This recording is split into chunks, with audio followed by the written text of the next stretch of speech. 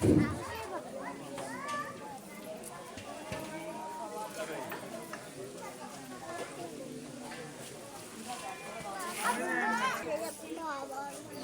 विश्वाला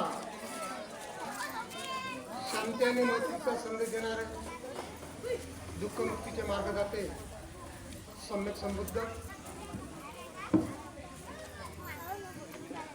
ज्यांनी आपल्याला बुद्ध धम्म संघ प्राप्त करून दिले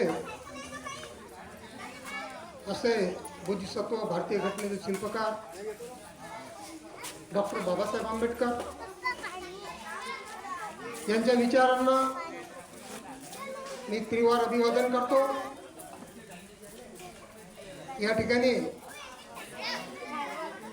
आजच्या या कार्यक्रमाकरता उपस्थित आजच्या कार्यक्रमाचे अध्यक्ष धम्मसेवक आमचे ज्येष्ठ धम्मसेवक भारदाचे आठवण साहेब, धम्मसेवक विजयभाऊ डोंगरे, जीवनभाऊ डोंगरे, भावराजी डोंगरे, प्रकाशजी वानखडे, आमचे प्राध्यापक रामेश्वर चंद्रशेखर गुरुजी आणि सर्व धम्ममंचावर उपस्थित धम्मसेवक सर्वांना माझा मानाचा जय भीम।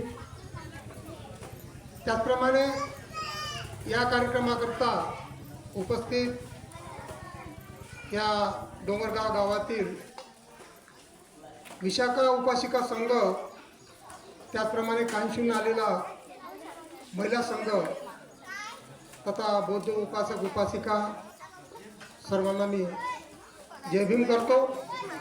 आणि महत्त्वाची गोष्ट म्हणजे आमचे अनिल भाऊ औरवा आणि देवगण भाऊ इंगळे, मी त्यांना खरोखरच धन्यवाद देतो की 15 किलोमीटरवर या गावावरून आपल्या गावामध्ये येणं, ऊन पाऊस थंडी हे याची तमा न बाळगता या ठिकाणी येऊन ग्रंथपठण करणं आणि परत रात्रीला घरी जाणं हा खरोखरच जीवनामध्ये एक त्याग आहे, हा एक त्याग असतो।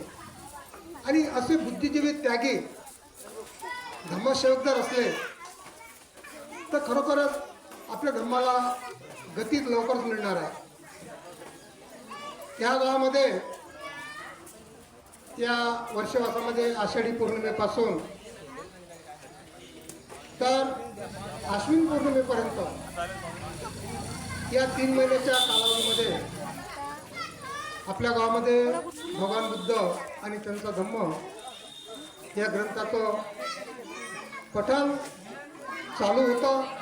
आणि आता आज सांगता समारोप या ठिकाणी गावकरी मंडळींनी आयोजित केलेला आहे। मी सुद्धा त्यांचे आभार मानतो, धन्यवाद देतो। आणि मला माझ्यावर जी जबाबदारी सोपवली ग्रंथपठण करण्याची आणि माझ्याकडून काही चुकी होत असते